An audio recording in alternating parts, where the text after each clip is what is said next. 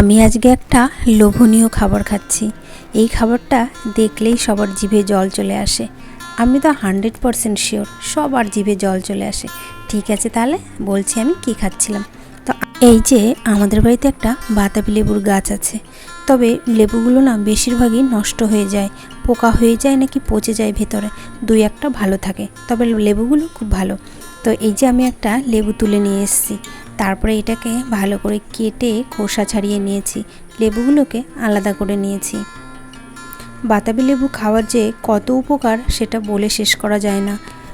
এই সময়টা প্রায় মানুষের জ্বর হচ্ছে, আর জ্বর হলে না এই লেবু খাওয়া ভীষণ উপকার।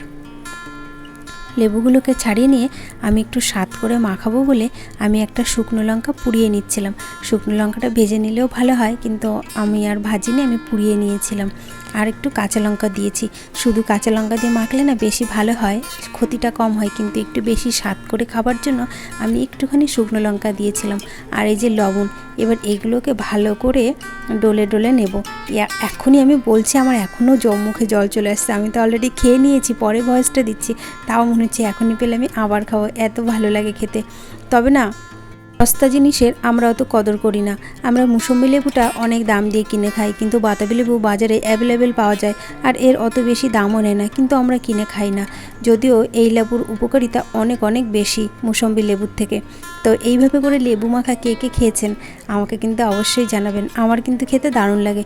আর আমি মাখছিলাম, মাখতে মাখতেই মিষ্টি খাওয়া শুরু করে দিয়েছে। ওর জ্বর হয়েছে, ওর মুখে কোনো রুচি ছিল না, কিন্তু এটা দেখেই ও লোভ সামলাতে পারিনি, ও খেতে শুরু করে দিয়েছে। তো আপনাদের সবার কেমন লাগলো আমার বাতাবি লেবু মাখানো? সবাই কিন্তু অবশ্যই জানাবেন। আর আপনারাও সবাই বেশি বেশি করে লেবু খাবেন। এখন কিন্তু বেশিরভাগ মানুষের না খুব জ্বর হচ্ছে। সবাই সাবধানে থাকবেন, ভালো থাকবেন, সুস্থ থাকবেন। টাটা।